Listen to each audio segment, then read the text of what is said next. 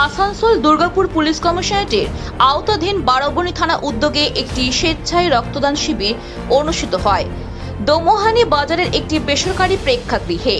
এই উদ্যোগে উপস্থিত ছিলেন আসানসোল দুর্গাপুর পুলিশ কমিশনারেটের ACP Ipsita Dutta, circle inspector Ashok Sinha Mahapatra, Barabani থানা ভারপ্রাপ্ত আধিকারিক দিব্যেন্দু মুখার্জি, বারাবণী পঞ্চায়েত সমিতি সভাপতি অসিত সিংহ ও আসানসোলের বিশিষ্ট ব্যক্তি প্রবীর ধর।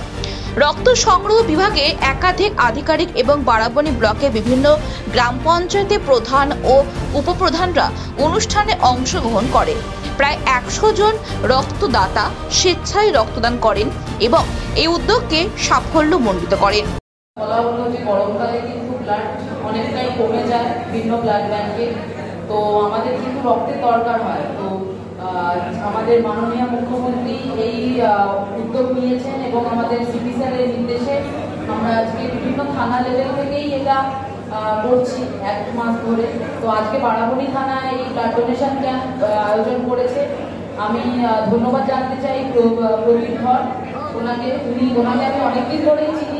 যেভাবে এই ব্লাড ডোনেশন এবং রক্ত আন্দোলনের সাথে জড়িত, তার জন্য আমি ওনাকে অনেক শুভেচ্ছা জানাতে চাই যে উনি নিরলস চেষ্টা চালিয়ে যাচ্ছেন এই ব্যাপারটি নিয়ে।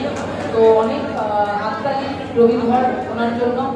আর বাকি আমাদের সভাপতি, ভিন্ন গ্রামের প্রধান, আমাদের মেডিকেল অফিসার, সবাই যারা ব্লাড ডোনেশনের জন্য মেডিকেল স্টাফরা, অ্যাসিস্ট্যান্টরা আজকে এসেছেন, তাদের সবাইকে আমি ধন্যবাদ জানাতে চাই যেরকম একটা কজে আপনারা জড়িত হয়েছেন। আসানসোল থেকে রাহুল পাসওয়ানের রিপোর্ট, খবর বাংলা।